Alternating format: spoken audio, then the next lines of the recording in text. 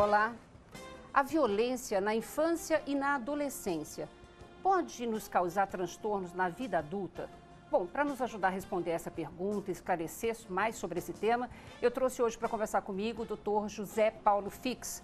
Ele é psiquiatra, psicanalista, pesquisador e também coordenador do Grupo de Pesquisa Qualitativa em Violência e Saúde Mental do PROVE, Programa de Atendimento e Vítimas da Violência da Universidade Federal de São Paulo. Bem-vindo, doutor. Então, muito obrigado pelo convite. Olá a todos. Vamos lá. Então, a infância gerada, sofrida por crianças, por adolescentes, isso pode repercutir depois na vida adulta desta criança? A violência. A violência? Sim, pelo menos no nosso campo de estudo, eu falo do campo da saúde mental, as crianças que sofrem violência, e violência a gente não entende só como atos de agressão, a gente pode estar falando também de negligência. Então, negligência aos cuidados básicos para com as crianças, isso também pode ser entendido como uma violência. Todos os dados de pesquisas mais recentes indicam que a criança que sofre violência, ela tem uma enorme possibilidade de ter depressão na vida adulta. E a mesma coisa acontece em relação aos adolescentes. Então, a gente tem essa diferença bem evidente. Então, crianças que sofrem violência podem ser deprimidas na vida adulta. Adolescentes que sofrem violência podem ter o estresse pós-traumático na própria adolescência mas posteriormente na vida adulta também. Que interessante, quer dizer então que nós temos duas patologias, vamos chamar assim, bem diferentes. Bem diferentes. Elas podem acontecer no mesmo momento, mas se a gente pensar no básico aí da decorrência da violência, a gente pode fazer essa diferenciação. Ou seja, crianças que sofrem com esse abuso que a gente tem visto, cada vez mais frequente, ou pelo menos estamos mais atentos aos abusos e negligências, podem gerar adultos deprimidos. Não, interessante, doutor Fix, o senhor ter colocado negligência também, Quer dizer que não é só um abuso sexual, uma agressão física de bater na criança e tal. Que tipo de negligência é mais comum pela clínica de vocês? É mais comum negligência em relação a cuidados básicos, então higiene, vacinação, alimentação, mas especialmente no Brasil a gente tem um problema muito sério que é a criança abandonada. A gente tem uma enorme quantidade de crianças que são abandonadas nos lares, até porque as mães têm que trabalhar, são geralmente filhos de mães sem pais, os pais não desapareceram, então são crianças que ficam muito tempo sozinhas, então elas não têm estímulo básico para se formarem. Ou seja, nós não estamos falando aí de crianças de rua, nós estamos falando da criança em muitos lares brasileiros. Exatamente. Se a gente for para crianças de rua, então a coisa é catastrófica. Mas estamos falando até de crianças que geralmente de comunidades mais pobres, mas é o que acontece com muita frequência. Elas não têm o estímulo primordial para o desenvolvimento. Nesse caso, tanto de depressão quanto de transtorno de estresse pós-traumático, nós podemos definir rapidamente, só para o nosso telespectador lembrar de algumas características dessas duas patologias? Podemos.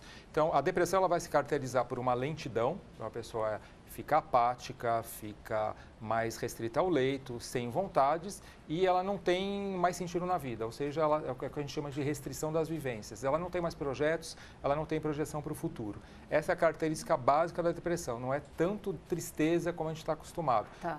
Depressão e tristeza é mais um conceito leigo.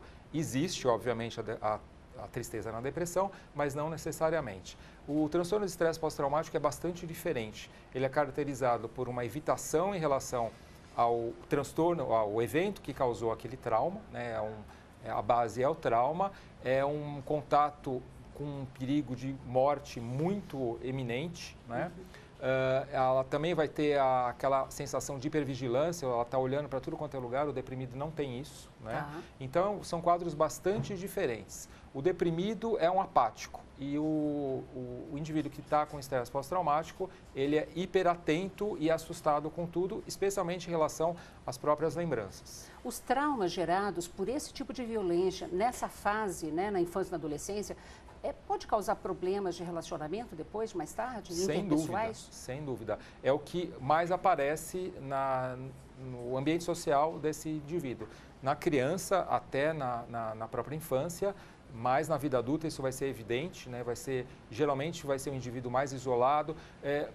Posso falar um filme que tem isso? É lógico, Sobre claro, Meninos e doutor. Lobos. Tá. O filme do Clint Eastwood, que vai mostrar muito bem como uma criança abusada, o papel foi feito pelo o rapaz que ganhou o Oscar, não vou lembrar agora, mas é um indivíduo que é abusado, ele faz parte de uma turma, ele é sequestrado por um sacerdote, um político, alguma coisa assim, ele vai sofrer abusos e na vida adulta ele vai ser um indivíduo completamente apático. Esse filme mostra muito bem qual é a diferença entre uma depressão e um estresse pós-traumático.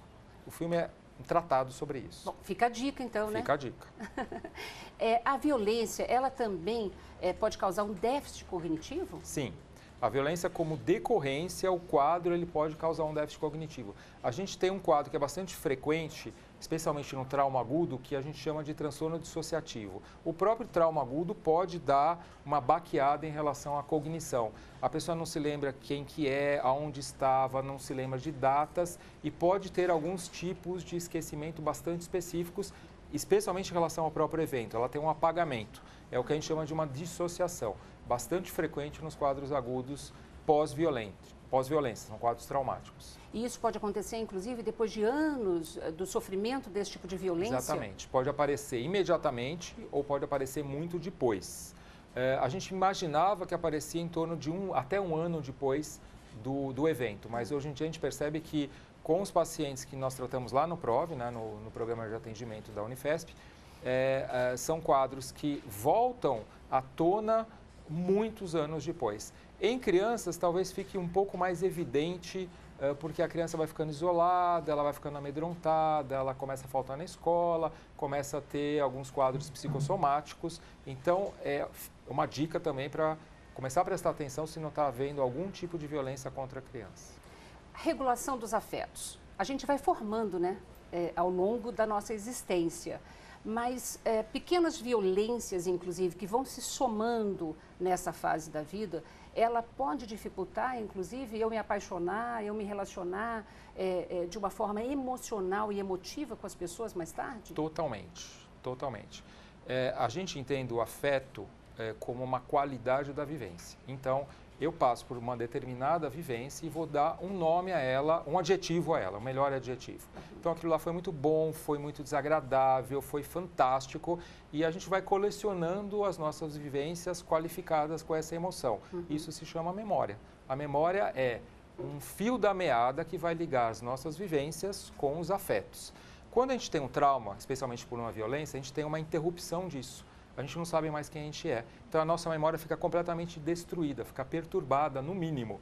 Então, eu não sei mais quem eu sou, aquilo lá acabou comigo, aquela coisa destruidora fez que eu não saiba mais quem eu sou. Então, as qualidades que você dá para as vivências anteriormente, os afetos, eles ficam completamente misturados. Isso perturba depois a percepção que você vai ter dali em diante. Então, evidentemente, uma criança que tem essa perturbação decorrente da violência, ela não vai conseguir qualificar afetivamente. Imagina uma criança abusada, ela não vai saber se aquilo é correto ou não, ela vai começar, às vezes, tem crianças que são abusadas que não percebem que aquilo lá é errado ou vai fazer mal para ela. Isso é muito comum, inclusive, né? Porque ela não tem essas defesas A gente ainda, imagina que o abuso infantil é uma coisa violenta em termos de evento. Às vezes não é. Ele é muito linear, vagaroso, convincente para a criança.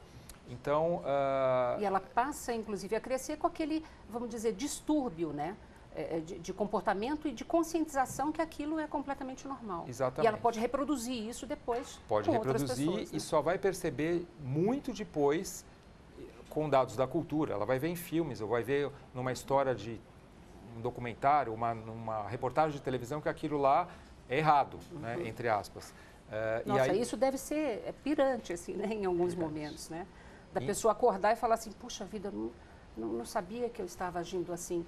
E aí é comum essa pessoa ir buscar um consultório? Não, ainda não é comum, espero que se torne mais comum. O mais comum é alguém que passou por um trauma, muitas vezes decorrente de violência, estar no tratamento e depois de um certo tempo do tratamento se lembrar de eventos da infância que eram esse tipo de abuso. Então, a gente costuma pensar que o trauma ele é em dois tempos. Então, existe um tempo silencioso nesse tipo de trauma, né? Abuso infantil e traumas numa vida mais precoce. Eles são abusos silenciosos ou são traumas silenciosos. Eles voltam a aparecer, vêm à tona depois de um segundo evento, um assalto, um sequestro relâmpago. Então, isso é cada vez mais comum no nosso ambulatório e eu acho que é comum isso em todos os serviços que tratam de violência e trauma. Então, vocês lá no PROV, nesse programa da Unifesp, vocês têm acolhido todo tipo de pessoa com traumas violentos. Sim. Né? A violência urbana está inserida na vida de todo mundo hoje em dia. Quer dizer, é cada dia mais comum mesmo esse impacto da violência na nossa saúde mental, nos causando determinados transtornos? Essa é uma discussão bem interessante, é uma discussão quase filosófica, né? Tem gente que acha que a gente está prestando mais atenção na violência, né? O mundo começou a prestar atenção na violência, especialmente no final dos anos 60. Você não vai lembrar, nem eu, mas são aquelas manifestações pela interrupção da Guerra do Vietnã,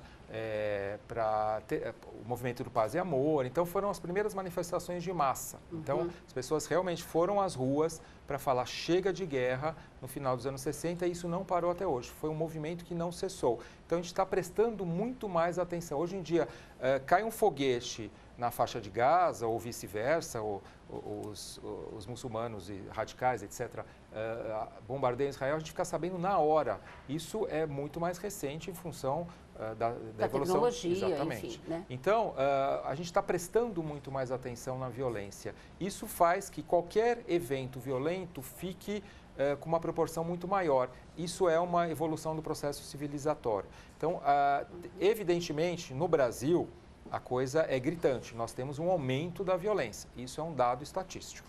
Mas em muitos locais do mundo, se você pensar em Europa e Estados Unidos, a gente tem uma diminuição da violência em termos absolutos. Eu vou lhe convidar daqui a pouco para a gente gravar um próximo programa, para a gente falar sobre essa questão histórica, filosófica, enfim, em relação à questão da violência e o impacto na vida da gente. Mas voltando só, doutor, à questão da infância e da adolescência, a questão da negligência, eu acho que ela é muito séria e muitas vezes, por uma série de dados que eu vim coletando, os próprios pais, às vezes, eles não percebem que eles estão causando essa negligência e que isso pode causar doenças no futuro no próprio filho, né? Isso é comum também, quer dizer, assim, é possível a gente tentar fazer algum tipo de alerta em relação a isso? A resposta, em uma palavra da sua pergunta, é educação. O Brasil ele passou por várias fases da educação que são de uma negligência enorme em termos de ensino para pais, ensino para professores. A gente passou por uma ditadura, né? A gente sofremos 20 anos de ditadura, em que o ensino foi muito prejudicado. Então, não se podia falar sobre sexualidade, não se podia falar sobre política, não se podia falar sobre filosofia, história do Brasil. A gente era cerceado. Isso provocou um impacto enorme na educação de todos os brasileiros. Então, o que acontece? O que a gente vê na clínica, os pais não sabem ser pais, porque durante 20 anos nós somos ceifados de uma educação apropriada nas escolas, em relação a professores, em relação a pais. Isso hoje é que está voltando. Então, a gente com muito mais diálogo, liberdade de diálogo, inclusive. Sem dúvida, né? É uma conquista. Então, hoje em dia a gente pode falar isso num programa. Há 20 anos atrás isso seria censurado. Não se podia falar isso no cinema, não se podia falar isso no teatro, não se podia falar isso em música. O Brasil ia muito bem na época da ditadura. Isso provocou um impacto na educação do brasileiro que, evidentemente, hoje em dia, nós temos colegas que, em conversas de colegas em atendimento, a gente se fala com muita frequência, aqueles pais não sabem ser pais. Por mais que eles queiram, por mais que eles amem suas crianças, eles não sabem ser pais.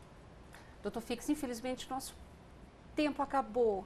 Senão, nós conseguiríamos continuar passando uma série de dicas ainda. Então, me convide quando você quiser que eu volto. Muito obrigada pela sua presença, viu? Olha, gente, eu vou aproveitar e passar um site para vocês, um endereço, exatamente para que os pais possam ir lá buscar mais informações para saber melhor como prevenir determinadas doenças e transtornos na vida adulta dos seus filhos de hoje. É www.provpsico.com.br, tá bom? Obrigada pela companhia e até o próximo programa. Beijo!